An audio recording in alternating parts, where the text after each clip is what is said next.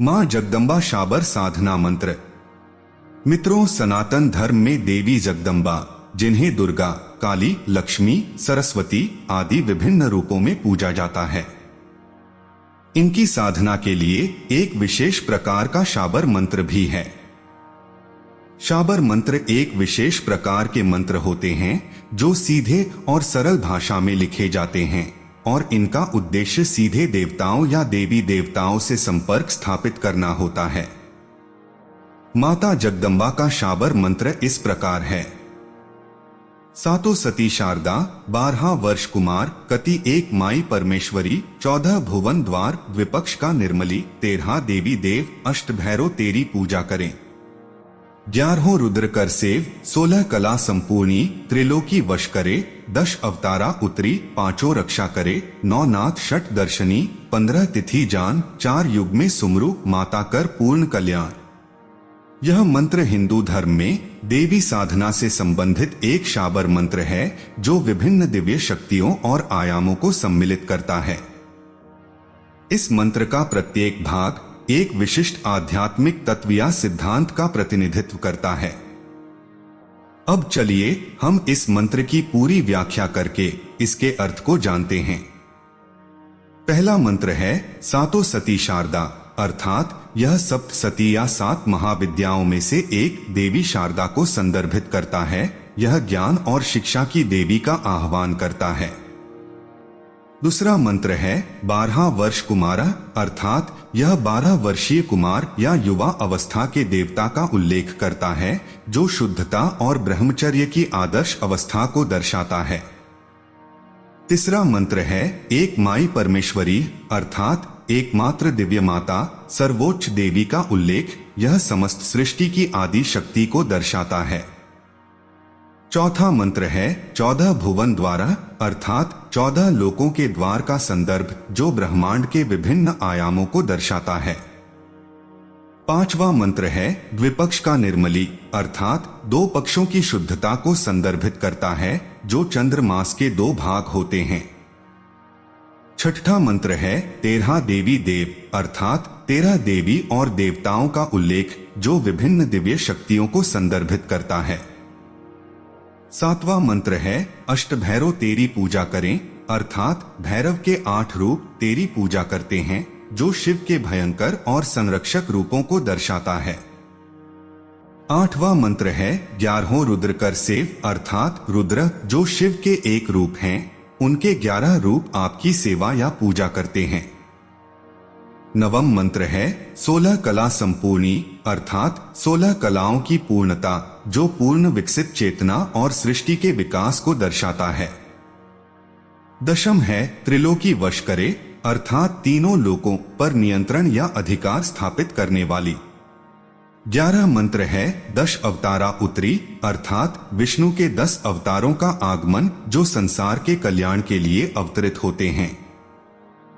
5 रक्षा करे, अर्थात 5 की रक्षा करना।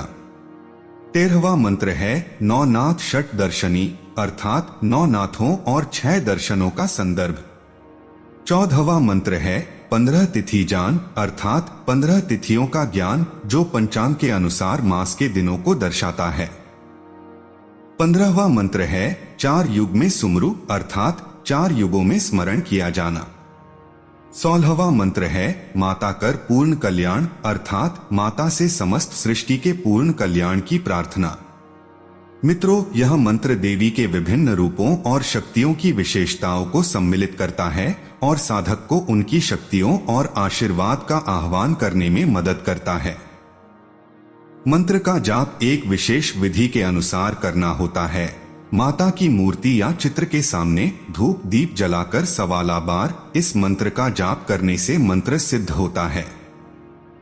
मंत्र सिद्धि के लिए किसी भी शुभ मुहूर्त में इस मंत्र को सिद्धि करने की प्रक्रिया शुरू कर सकते हैं, लेकिन इस मंत्र को सिद्ध करने के लिए आपको गुरु की आवश्यकता होगी। बिना गुरु के इस साधना को नहीं करना चाहिए। मंत्र सिद्ध होने के बाद किसी भी कार्य को प्रारंभ करने से पहले इस मंत्र का 5 बार उच्चारण करने से कार्य सफल होता है। यदि आप नियमित रूप से पूजा करते हैं तो प्रतिदिन एक माला इस मंत्र का जाप अवश्य करें। इस प्रकार की साधना करते समय यह महत्वपूर्ण है कि साधक का मन पवित्र और एकाग्र हो और वह अपने आराध्य देवी या देवता के प्रति पूर्ण श्रद्धा और भक्ति रखे। यह भी सुनिश्चित करें कि आपके द्वारा की जा रही साधना किसी अनुभवी गुरु या आध्यात्मिक मार्गदर्शक के निर्देशानुसार हो, ताकि आप सुरक्षित रूप से और सही मार्ग पर आगे बढ़ सकें। मां जगदम्बा शावर साधना मंत्र के लाभ। मां जगदम्बा की शावर साधना और इसके मंत्रों के जाप से जुड़े लाभों की एक विस्तृत सूची हो सकती है, जिसमें आध्यात्मिक, मानसिक और भौतिक लाभ शामिल हैं। चलिए आपको हम कुछ विशेष तथ्यों को बताते हैं। इस साधना से आंतरिक शांति और संतुलन बनी रहती है। मां जगदम्बा की साधना से मन में शांति और आत्मिक संतुलन की भावना विकसित होती है। यह आत्मा को शांत करने और दैनिक जीवन की चुनौतियों का सामना करने की आंतरिक शक्ति प्रदान करता है। जब साधक इस साधना को करता है तो साधक को मानसिक ताकत और एकाग्रता प्राप्त होती है। इस साधना का अभ्यास करने से मानसिक ताकत और एकाग्रता में वृद्धि होती है, जो साधक को जीवन के विभिन्न पहलुओं में बेहतर प्रदर्शन करने में सहायता करती है। इस साधना से व्यक्ति को सुरक्षा और संरक्षण भी होती है। मां जगदम्बा के मंत्रों का जाप करने से साधक को नकारात्मक ऊर्जाओं और बुरी दृष्टि से सुरक्षा प्रदान होती है। यह एक दिव्य संरक्षण कवच की तरह काम करता है। जो लोग बहुत गरीब हैं और दरिद्रता से जूझ रहे हैं, ऐसे लोगों को इस साधना से भौतिक और आध्यात्मिक समृद्धि शीघ्र ही प्राप्त होती है। मां जगदम्बा की साधना से भौतिक और आध्यात्मिक दोनों ही प्रकार की समृद्धि की प्राप्ति होती ही है तथा अन्य भी लाभ मिलते हैं। साधक के जीवन में सुख समृद्धि, धन धान्य में वृद्धि होती है। इस साधना से कर्मों की शुद्धि होती है। मंत्र जाप से साधक के पापों और नकारात्मक कर्मों की शुद्धि होती है, जिससे उसके जीवन में नई सकारात्मकता और उत्थान का मार्ग प्रशस्त होता है। इस साधना के माध्यम से साधक आत्मज्ञान और आत्म विकास की यात्रा पर आगे बढ़ता है, जिससे उसका आध्यात्मिक उत्थान होता है। मां जगदम्बा की साधना से साधक को जीवन के विभिन्न क्षेत्रों में सफलता और सिद्धियां प्राप्त होती हैं, जैसे कि शिक्षा, करियर और व्यापार में। ये लाभ प्राप्त करने के लिए साधक को पूर्ण श्रद्धा, भक्ति और समर्पण के साथ साधना में लगना चाहिए। याद रखें कि ये लाभ व्यक्तिगत प्रयासों, भावना और साधना की गहराई पर निर्भर करते हैं। मित्रों, चौकी बांधना, यह शब्द बहुत सुनने में आया है। क्या होता है चौकी बांधना और क्या यह सही है? हालांकि इसे अंधविश्वास माना जाता है। आपने पुलिस चौकी शब्द तो सुना ही होगा। बस इसी तरह से चौकी बांधना का अर्थ होता है किसी जगह धन, खजाने आदि की रक्षा करना।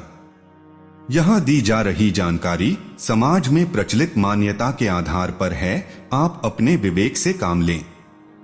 मान्यता अनुसार कहा जाता है कि अक्सर ये काम बंजारे, गडरिये या आदिवासी लोग करते हैं। वे अपने किसी जानवर या बच्चे की रक्षा करने के लिए चौकी बांध देते हैं।